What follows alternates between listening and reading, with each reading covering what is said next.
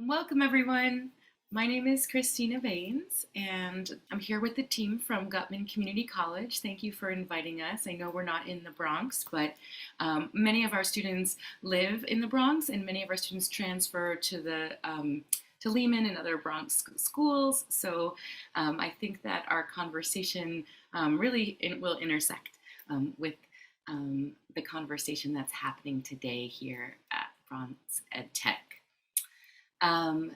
So Carolyn is asking in the chat if anyone solved the puzzle. Did anyone solve the puzzle before we get stuck in? And if you get it, so just to make sure everyone knows, make sure you type that link at the bottom into your browser with all lowercase letters. And then there's a document it'll take you to that doesn't have too much information on it yet, but we're going to do some collaborative note taking as we go through. So feel free to keep that document open. And if you didn't get it yet, post it in the chat and maybe we can help you out. All right, so our plan for today is that I'm going to introduce what we've been doing at Guttman as in terms of educational technology in response to pandemic. And then Carolyn's going to take you through an active, engaged learning process with some examples of what we get up to at Guttman. And then Maggie's going to close us out with some student outcomes and some thoughts for the next steps and where we go from here as we're almost post-pandemic, but not quite. What does this mean for educational technology at CUNY and beyond? So I guess we'll get started.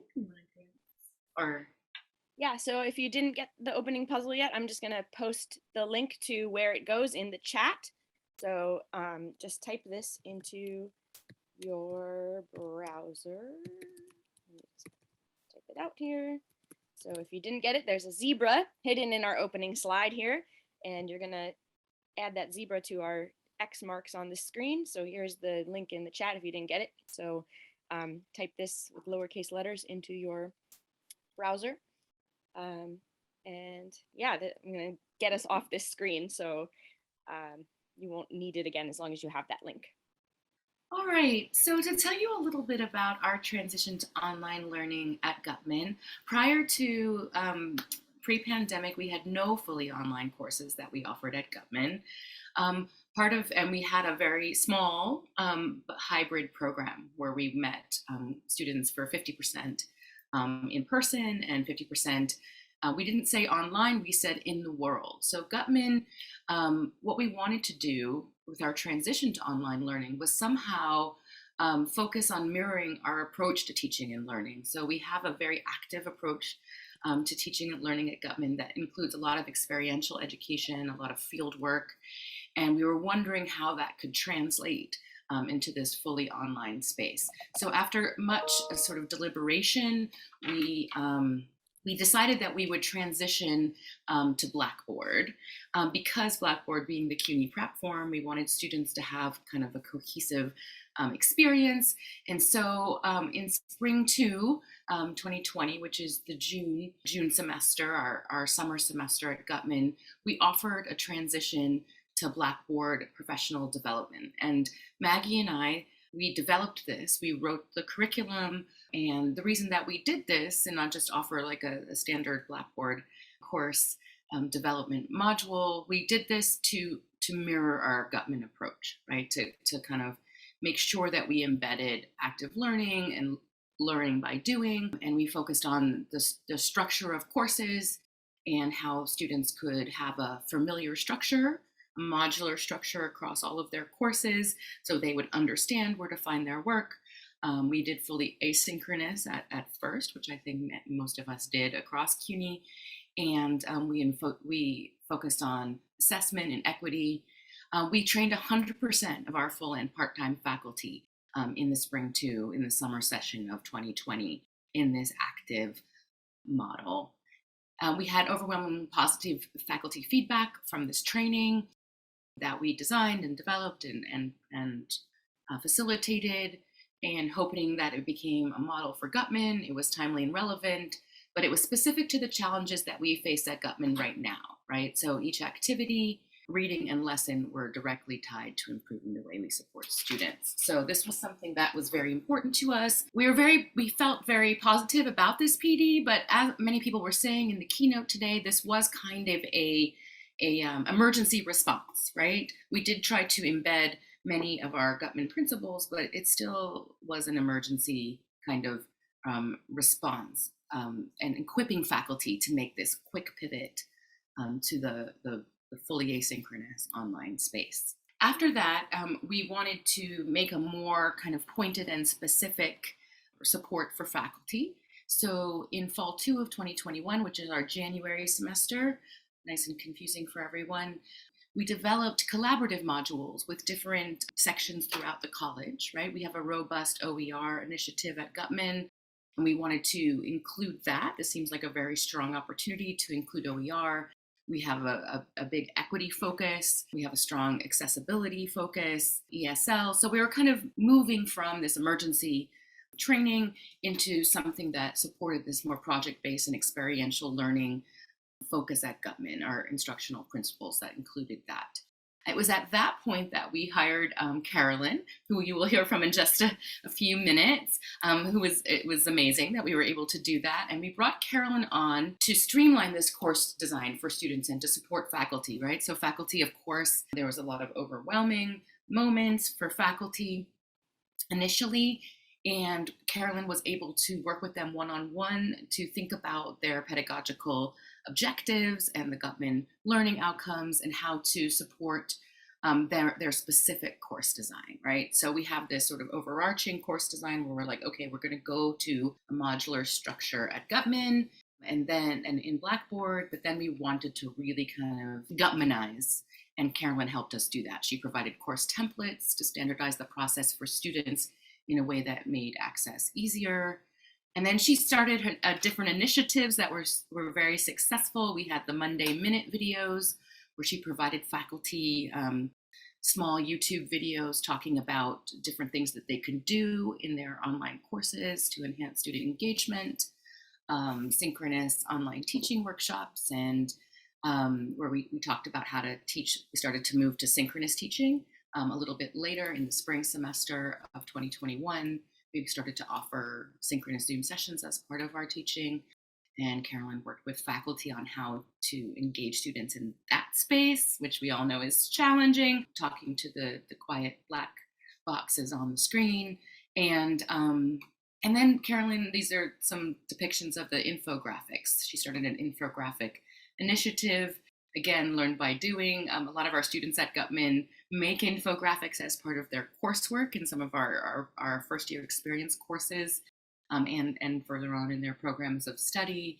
And so she made faculty these how to do micro lectures, is the one on the left. So a very active and engaging approach to both faculty PD and demonstrating how we can engage students through providing PD. So we always like to do that. We like to provide our professional development in the same way that we're encouraging faculty to provide these experiences for their students, these active learning experiences.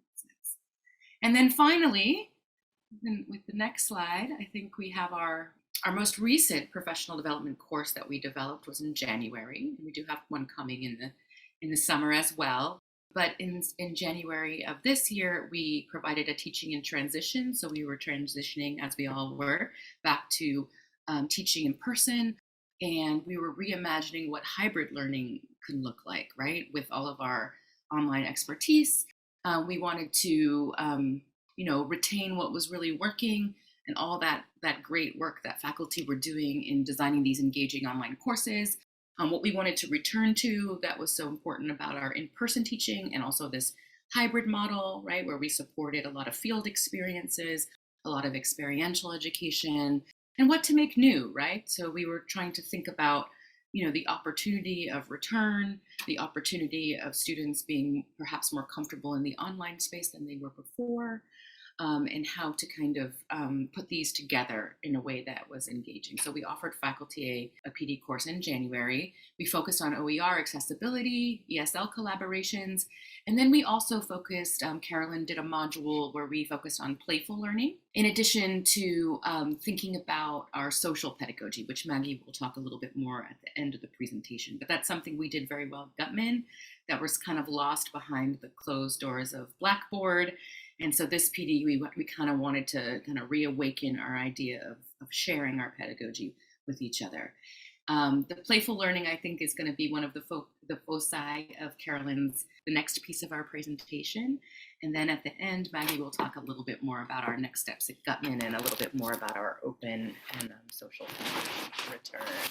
Thank you, Christina. So for the next 5 minutes or so, we're gonna do some active learning. So first things first, just, this active learning is important in not only your face-to-face classrooms, but also online. Boredom is a factor for dropout rates in college. One potential solution is active learning for this. There are tons of studies, I just put up one here, that show how active learning gets results in the classroom. This one that I shared here, it's a little old, it's from 2014, but still we can take this to heart. There's tons more that show how active learning gets results in a classroom. Here's a graph here to just kind of demonstrate this so because of this, we make active learning, my job was to come on here and make active learning a part of our online space and to support faculty in learning how to do that. So in this presentation, I think active learning is important even right now. So I'm going to stop sharing my screen for a second, and we're just going to do a couple very quick ways to get you actively involved in this presentation without having to ever speak or turn on your camera or anything like that. So first things first, you have access to our shared note-taking document. So one way to get people collaborating in an online space is to have some way for them to all be on some sort of document or something at the same time. So in case you missed our opening slide, this is the link that was there that you had to find through solving a puzzle. I just put it in the chat again. So I'd like everyone to go to that link, and we're going to take just 60 seconds or so to share something that you have done in your classroom over this pandemic period to get students actively learning. So some little thing that you've done in your classroom, I would like you to type in the document to add to our document, some idea that you'd like to share. So let's just take 60 seconds or so. So follow that link in the chat, and then I'll tell you what we're doing next in another 60 seconds. Okay, it's great to see everyone writing. Feel free to add lots of other things as we're going. So what I'd like us to do, please continue to write if you'd like to, but I'd also like us to just kind of look at this document and read through what we're seeing here. And then we're going to use a little activity called a Zoom waterfall, or 3, 2, 1, go, you might know it as, to just try out a very quick way of engagement on our Zoom. So I know not everyone has contributed to the document, and that's fine. You don't need to, but please continue to do so if you have. But on our Zoom chat, what I'd like you to do is read through these contributions that you see here on our shared document. And then on our Zoom chat, don't press enter, but I'd like you to just write something that you just learned from our presentation or from this document right here. Don't press enter. We're going to press enter at the same time. I'd like you to write something that you just learned, or a question that you have, or even a way you're feeling about our presentation right now. And we're going to all press enter at the same time. So it's going to be like a waterfall. So just think about it for a second. So something that you just learned from this document by reading these things that everyone has just shared, a question you might have, or even just a way you're feeling about our presentation so far. Don't press enter though. I'll give you like 30 seconds to type on the Zoom chat, and then we're all going to press enter at the same time. Thank you everyone for your participation here. So for the sake of time, I'm not going to directly address these at the moment, but we have our resource document that I'd love for you to continue adding things to. Check out the resources that I shared there that are from some of the workshops that I've run. I'm going to give a quick, there's one there called the CUNY Games Network. We have a monthly idea exchange session that's free on Zoom that I put in my resources. That's been kind of part of what I've been doing that has been part of my Guttman, my CUNY work. Anyway, okay, so everything you wrote on the chat, we will hopefully have a little time to address, but first I wanted to pass it over to Maggie for her session part here. Thanks, Carolyn. So I know we're really short on time here and we're hoping to be able to have a little bit of conversation. So I'm going to be very brief. And what I wanted to talk about is just how did this work, right? These are all the things we did and how did it work? So Carolyn, would you mind pulling up the presentation again real quick? We just have a little bit of data that we collected on the work that Christina and I did prepping folks, and then the active learning work that Carolyn came in and helped us with. And so what we saw is that in spring 2020, in the pivot, the direct pivot, at the end of that semester, only 49% of our students, and I think this was true across the board, really had a clear understanding of professors' expectations for doing well in distance education classes. That's understandable. We had folks who were pivoting to online who had never taught online courses before. In fall 2020, the next semester, that went up to 67% of students. So we saw a clear uptick in the confidence of our faculty and also how that was translating into, the student experience. So that was very heartening. And then next slide, when we're thinking about where we go from here, because although this was sort of emergency response, there were also, I think, a lot of things that people learned in being forced into the situation that we'd love to capitalize on moving forward. So one of those is the potential to expand hybrid and online options. As Christina said, we actually had 0 fully online courses at Guttman when the pandemic began. We're also, this has been a long-term goal of the college, was to move some portion of the majors online and to have a fully online degree. That was not something that was possible really before, given our lack of faculty expertise. But I think that's something that's maybe more possible now. And at Guttman, we have real space constraints. So in some ways that's helpful for us in terms of our growth at the college. And I think also, we have a good model now for mentoring junior faculty as they're coming in and becoming amazing teachers in incorporating academic technology support in thinking about how they're teaching. Where we are also thinking about is some of the stuff that we lost in the pandemic. So prior to this transition to fully online, we had a really robust culture of social pedagogy that was supported on a Digication platform. And we have since left Digication because it wasn't ideal for a lot of reasons. We're hoping to move, and I saw Jody was on here before, we're really hoping to be able to recapture some of that since we have such a strong culture of social pedagogy. With, an implementation of the Commons or hopefully Open Lab. And, we're always working on this. Experiential learning is key to the work that we do at Guttman. It's one of the hallmarks of the ways that we teach. And so we're also thinking about that. And then last, we just want to say thanks to the Bronx EdTech team. It's been great. Our Dean, Nicola Blake, and Amy Beth, who is the part of the Guttman OER team who helped fund so much of this PD. So thank you.